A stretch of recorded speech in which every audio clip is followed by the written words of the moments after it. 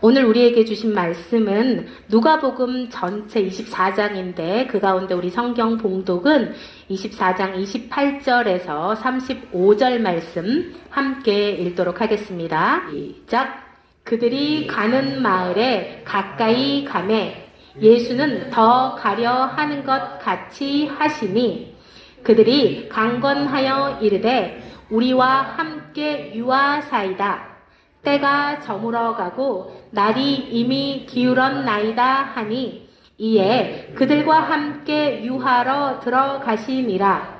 그들과 함께 음식 잡수실 때에 떡을 가지사 축사하시고 떼어 그들에게 주시니 그들의 눈이 밝아져 그인 줄 알아보더니 예수는 그들에게 보이지 아니하시는지라. 그들이 서로 말하되 길에서 우리에게 말씀하시고 우리에게 성경을 풀어주실 때에 우리 속에서 마음이 뜨겁지 아니하더냐 하고 곧 그때로 일어나 예루살렘에 들어가 보니 11 제자 및 그들과 함께한 자들이 모여 있어 말하기를 주께서 과연 살아나시고 시몬에게 보이셨다 하는지라. 두 사람도 길에서 된 일과 예수께서 떡을 떼심으로 자기들에게 알려지신 것을 말하더라. 아멘. 오늘 우리에게 당신은 누구와 동행하나요? 에 대한 말씀으로 박철수 목사님께서 말씀 전해주시겠습니다. 교회가 낳은 세계적인 가수를 모시고 특성을 한 곡 듣고 말씀을 전하기로 하겠습니다. 어제 갑자기 목사님께서 네, 틀어주십시오.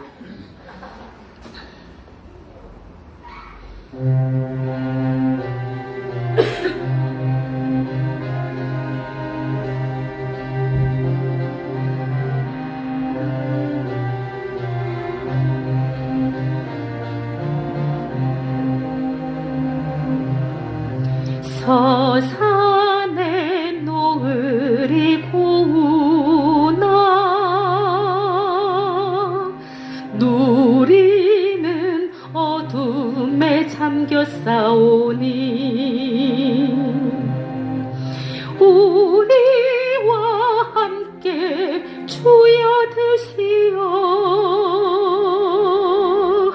이 밤을 쉬어 가시옵소서. 밤바람 차갑고 문풍지 떠나 주님의 음성이 보름불 되고 주님의 손길은 따뜻하오니 이 밤을 쉬어 가시옵소서. 이 밤을 쉬어 가시옵소서.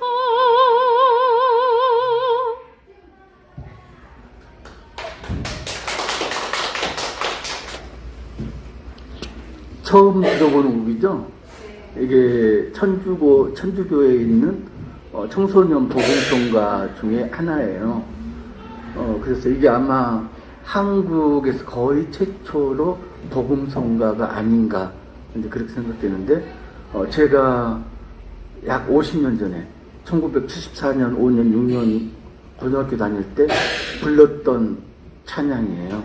그 당시에 캐톨릭 살레시오 수도원 있고 살레시오 고등학교를 다녔는데 그때 일주일에 종교 시간이 2시간이 있어요. 1시간은 성경이나 교리를 배우고 1시간은 이제 이렇게 찬양 배웠는데, 이걸 작사 작곡하신 분이 원선호 신부님, 이태리 분인데 아주 왜소해요. 정말로 볼품없고. 그런데 그분이 어떤 일을 하셨냐면은 한 일을 하신 게 아니고요.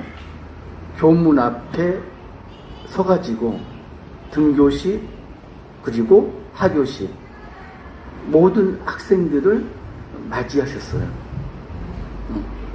우리가 전교생이 한 2,000명 정도 됐는데 거의 얘들 이름을 전부 외우고 계세요.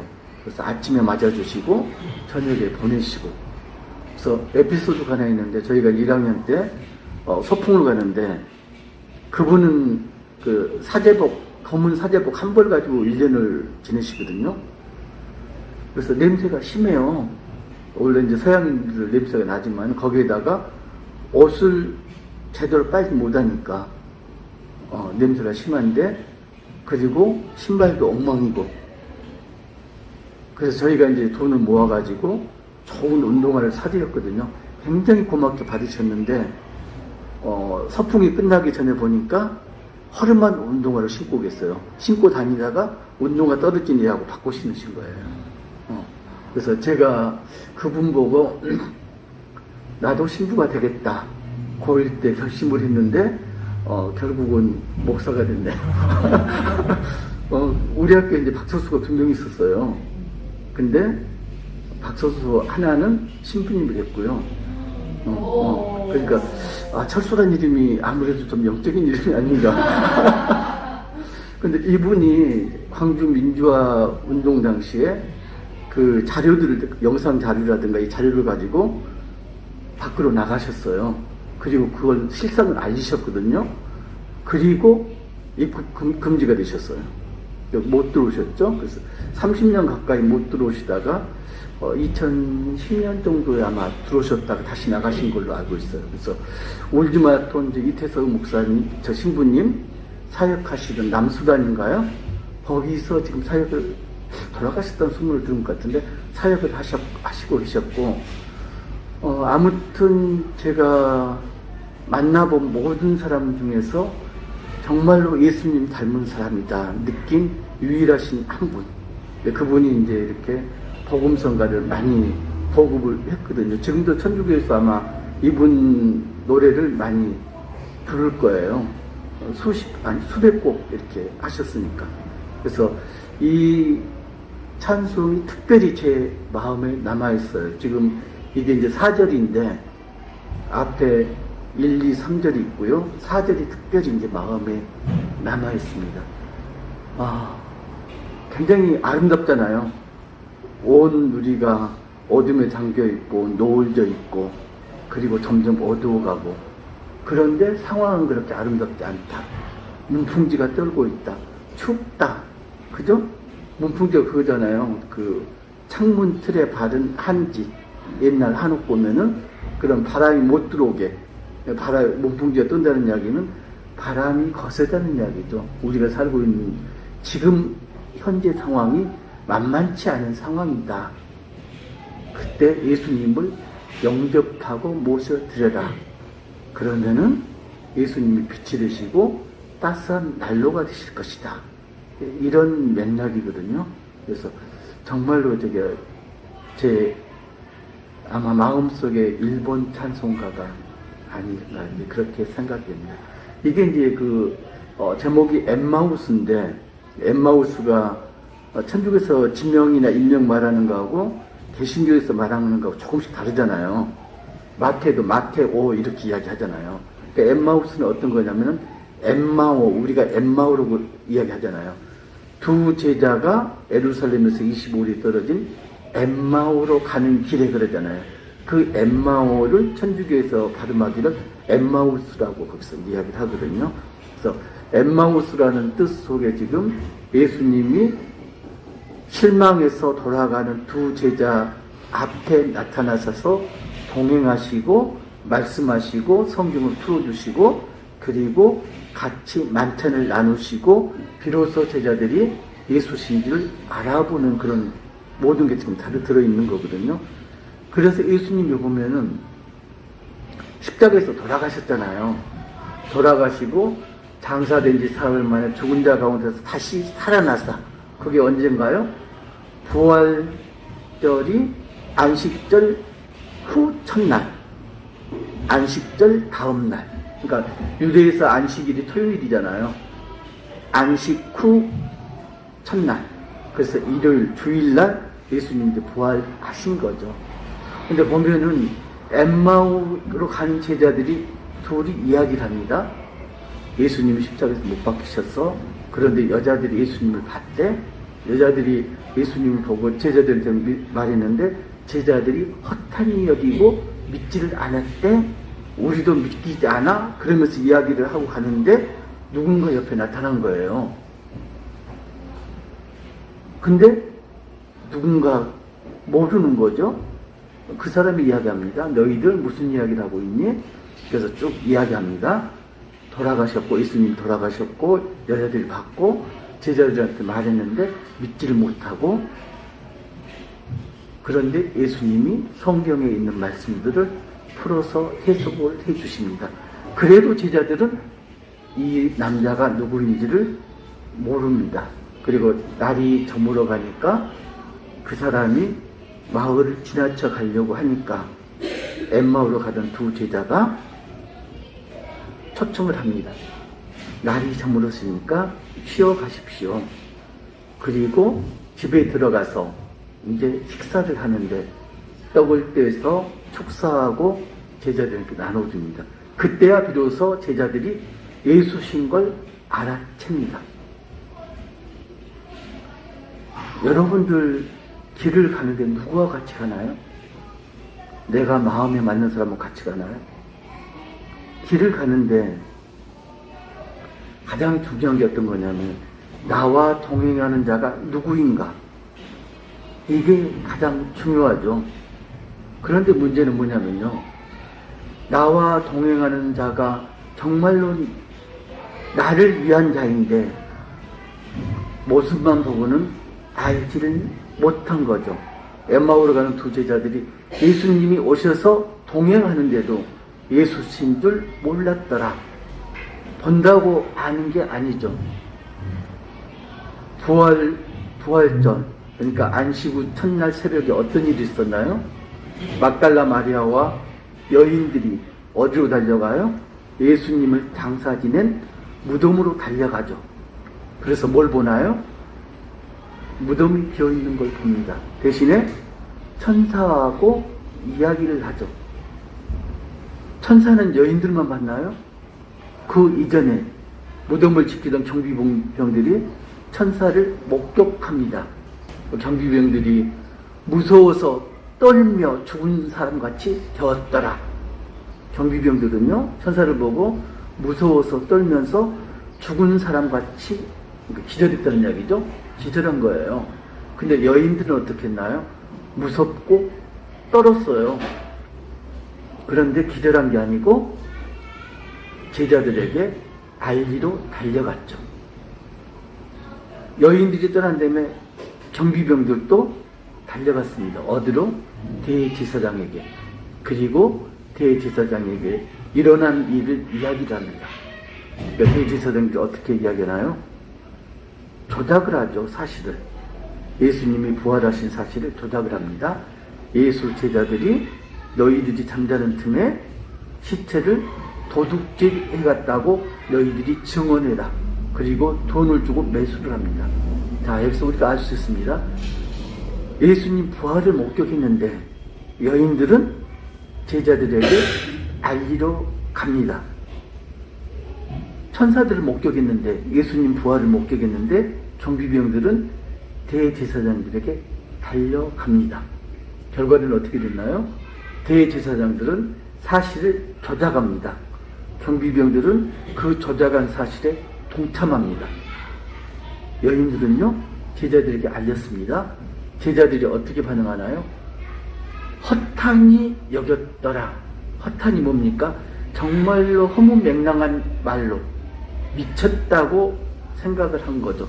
그런데 그 중에 제자 중에서 두 사람은 여인들의 말을 듣고 다름박직했습니다. 어디로? 무덤으로. 누구였나요? 베드로와 그리고 요한. 두 사람은 무덤으로 달려가서 그 사실을 목격하고 받아들였습니다. 믿었습니다. 왜 하필 베드로와 요한이었을까요? 베드로는 예수님을 3번이나 부인을 했는데, 그죠? 요한은 어떤 사람입니까?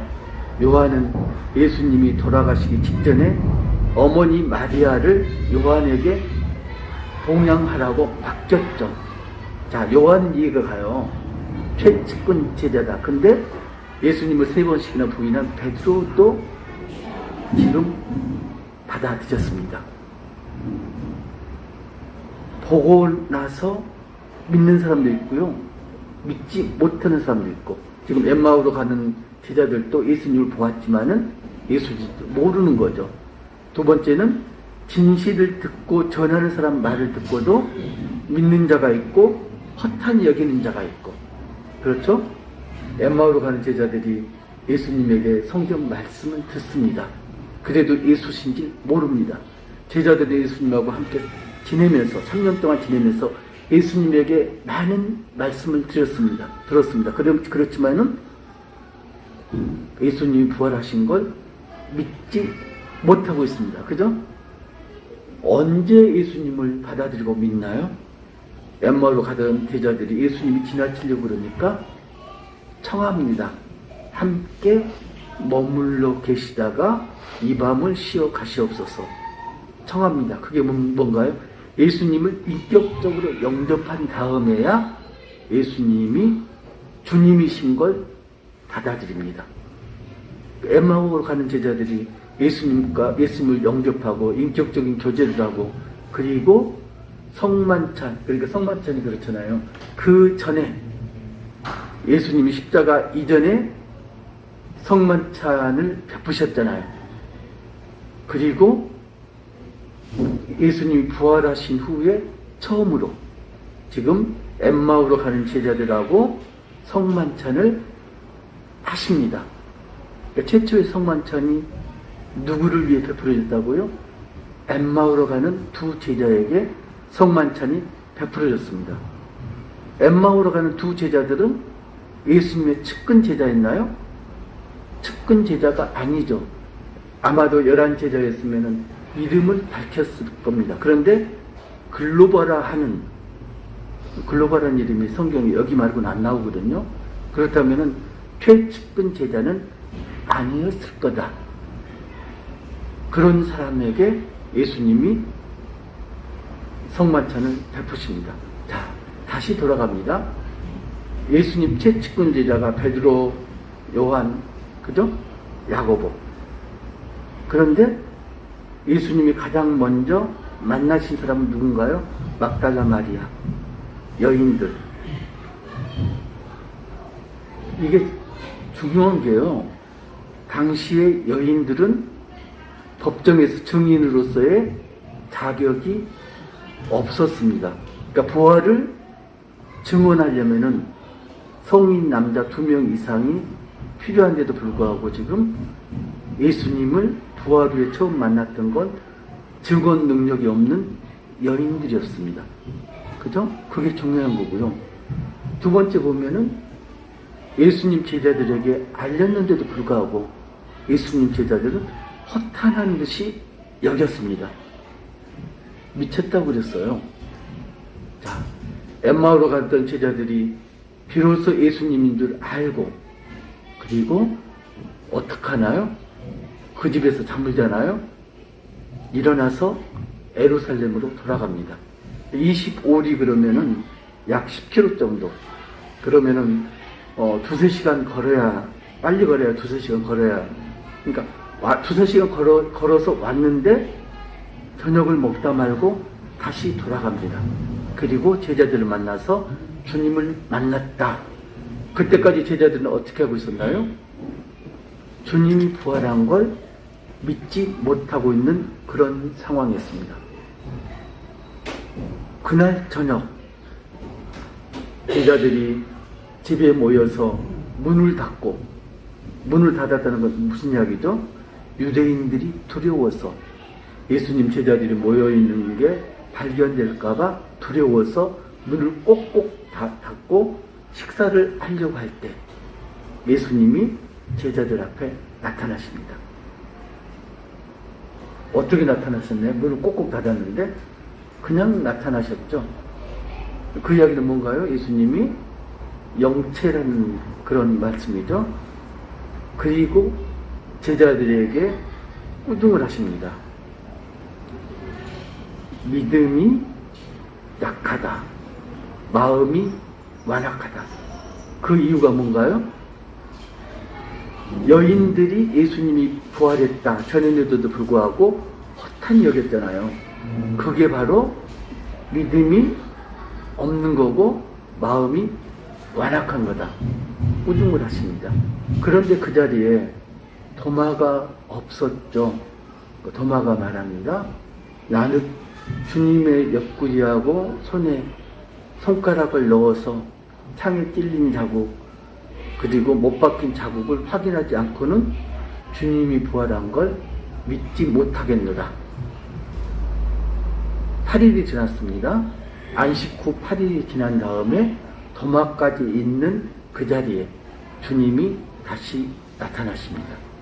그때 도마가 말을 하죠.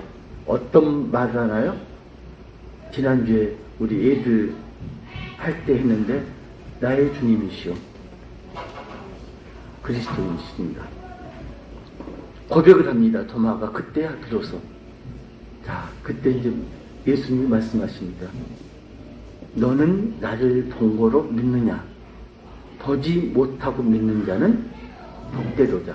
여기서 중요한 게 보지 못하고 믿는 자입니다. 보지 못하고 믿는 자. 봤지만은 믿지를 못했습니다. 예수님께 말씀을 들었지만은 믿지를 못했습니다. 예수님을 어떻게 믿는다고요? 예수님을 내 마음에 영접한 다음에, 그리고 인격적으로 교제를 나눌 때 비로소 예수님을 믿을 수가 있습니다. 여러분들은 누구와 동행하시나요? 주님과 동행하시죠? 그리고 주님을 보고요, 주님 말씀을 듣습니다. 그런데 거기서 그치는 사람들이 태반입니다. 주님을 봐도, 주님 말씀을 들어도 우리는 온전히 주님을 보는 거, 듣는 거, 믿는 건 아닙니다. 우리가 정말로 주님을 믿으려면 어떻게 해야 되나요? 보는 걸로 만족해서는 안 되고요. 말씀을 듣는 걸로 만족해서는 안 되고요. 어떻게 해야 된다고요? 주님을 영접해야 됩니다. 주님을 영접하고 인격적으로 교제를 해야지 비로소 주님을 우리가 믿을 수가 있습니다. 주님을 영접하고 교제한다. 어떤 건가요? 거기에 들어가는 게 예배고요, 기도고요, 그리고 이웃과의 교제고요. 우리가 말씀을 듣습니다. 그리고 성경을 읽습니다. 주님에 대해서 우리가 잘 압니다. 머리로 잘 압니다. 특별히 남성 동지들 머리로 잘 압니다. 그런데 그게 가슴까지는 내려오지 않습니다. 주님을 정말로 알고 믿으려면 머리가 아니라 가슴까지 내려와야 됩니다. 내 마음속에 주님을 영접해야 됩니다. 성만찬이 머리에 있던 주님을 가슴으로 영접하는 그런 장치가 성만찬입니다. 오늘 저희가 3년 만에, 만 2년이 넘었죠? 2년 만에 성만찬을 거행을 합니다. 이 성만찬, 부활절 아침에 드리는 성만찬, 특별히 의미가 있습니다. 바로 성만찬 진행하기로 했습니다. 이 예식은 우리를 위하여 죽으시고 부활하신 예수 그리스도를 기억하며 예수께서 우리의 구주가 되심을 고백하고 증거하는 거룩한 예식입니다. 이것은 주님의 식탁입니다. 주님께서는 준비해 놓으신 잔치 자리에 주를 믿는 모든 사람들을 초청하십니다. 주님은 이 예식을 통하여 그의 자녀들에게 믿음을 주실 뿐만 아니라 죄와 사망의 법으로부터 자유케 하시고 모든 고난 속에서도 승리하게 해주시며 마음의 평안과 영생의 소망으로 우리를 이끌어 주실 것입니다.